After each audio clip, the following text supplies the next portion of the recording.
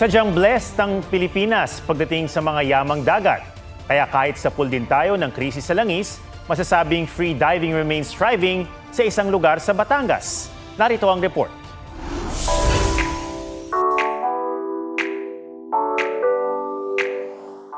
Dalawang oras ang layo mula sa Metro Manila.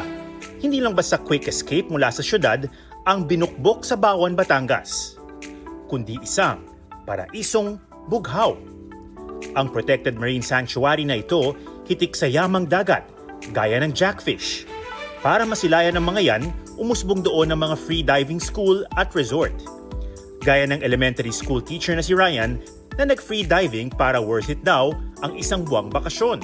Sinulit ko yung pagkakataong yun kaya ako nag-join sa mga ganito activities para maalis yung stress mula sa trabaho ko. Kung tutuusin, ang bakasyon niya, malaking sugal. Lalo't hindi rin ligtas ang free diving sa Batangas sa epekto ng mahal na petrolyo at mga bilihin. Diniskartehan nga ng content creator na si Jervy ang gastos at pagdayo sa binukbok sa ngalan ng hilig sa free diving. Galing pa akong Metro Manila.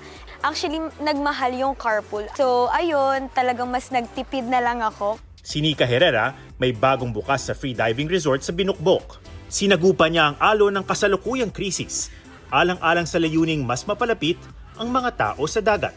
Kasunod ng pagtaas ng gasolina, tataas din ang pamasahe. Siyempre, lahat dito, since tawid dagat yung free diving site, so lahat itinatawid namin ng bangka.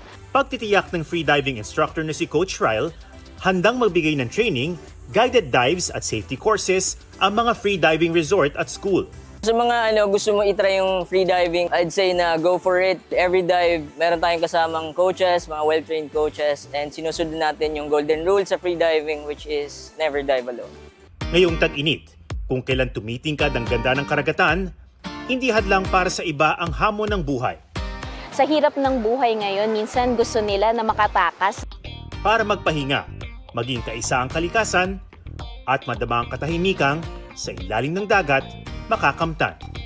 Pag nasa ilalim ka ng dagat, you find peace,